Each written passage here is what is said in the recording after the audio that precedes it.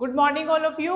आज हम बात करेंगे इस वीडियो में बीएड फर्स्ट ईयर के विद्यार्थियों के लिए। और बीएड फर्स्ट ईयर के विद्यार्थी ईपीसी 1 के 8 टॉपिक पर काम कर चुके हैं। एक नवा टॉपिक, लास्ट टॉपिक बचा था, तो हम लास्ट टॉपिक पर बात करेंगे।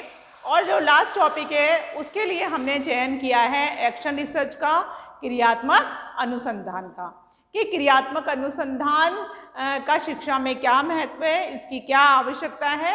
तो आपको ईपीसी 1 का जो लास्ट टॉपिक है उसमें क्रियात्मक अनुसंधान के बारे में लिखना है। अब देखिए क्या लिखते हैं हम यहाँ पर, व्हाइट बोर्ड पर चलते हैं। जैसा कि मैंने आपको बताया हुआ है, यहाँ पर क्रियात्मक अनुसंधान क्या होता है, इसका अर्थ क्या है, इसकी परिभाषा क्या है, इसका हमने एक वीडियो बहुत पहले लास्ट ईयर ही हमने डाल रखा था। आज हम सिर्फ प्रैक्टिकल विषयों पर बात करेंगे इस वीडियो में। और प्रैक्टिकल विषय ये है कि क्रियात्मक अनुसंधान और मूलभूत जो अनुसंधान होता है उन दोनों में क्या अंतर होता है। फिर दूसरे इस विषय पर बात करेंगे क्रियात्मक अनुसंधान की आवश्यकता क्या है। फिर हम बात करेंगे क्रियात्मक अनुसंधान के क्षेत्र क्या है। फिर हम बात करेंगे क्रियात्मक अनुसंधान का शिक्षा जगत में क्या महत्व है। चलिए सबसे पहले हम बात करते हैं कि क्रियात्मक अनुसंधान की आवश्यकता क्या है, इसका प्रयोग कहाँ किया जाता है, क्यों किया जाता है। तो क्रियात्मक अनुसंधान, एक्शन रिसर्च जब भी कोई करता है, मूलभूत अनुसंधान की तरह उसे अनुसंधान करता ही कहा जाता है। कहाँ किया जाता है? शिक्षा जगत में इसका बहुत ज़्यादा प्रयोग किया जाता है। क्यों आवश्यकता हुई इसकी? क्योंकि विद्यालय से संबंधित शिक्षण सामग्री है, शिक्षण विधियां हैं, लेक्चर्स हैं और व्याख्यातागण हैं, 4th क्लास हैं, विद्यार्थी है, अनुशासन है, आदि आदि से संबंधित समस्याओं को हल किया जाता है।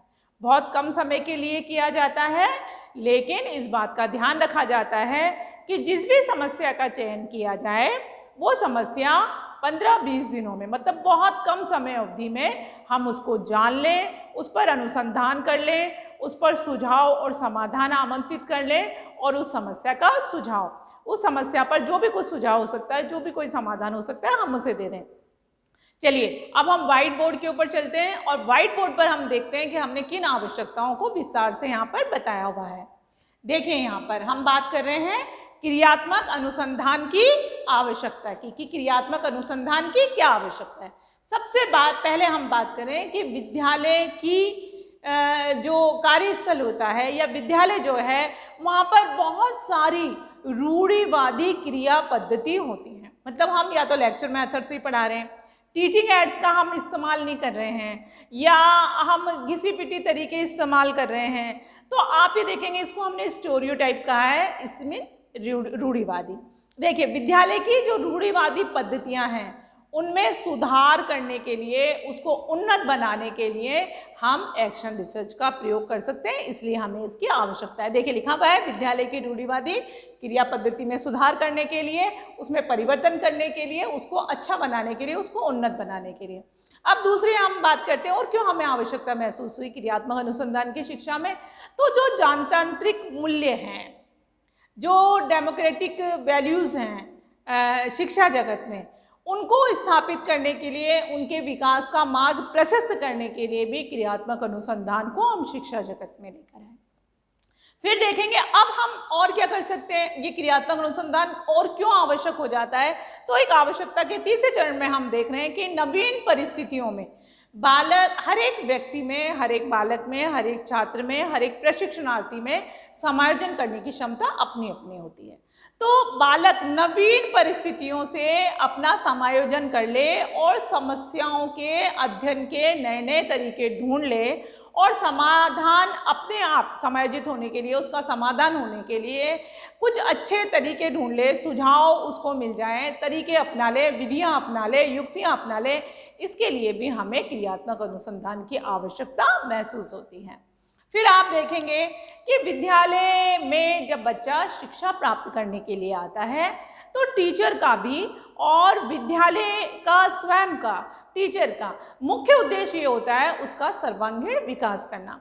तो बहुमुखी प्रतिभा से युक्त जो विद्यार्थी हैं उनका सर्वांगीण विकास करना, उनकी प्रतिभाओं को सामने लाने के अवसर देना, उनकी प्रतिभाओं को उजागर करने के अवसर देना, इसके लिए भी हमें शिक्षा जगत में क्रियात्मक अनुसंधान की आवश्यकता महसूस होती है।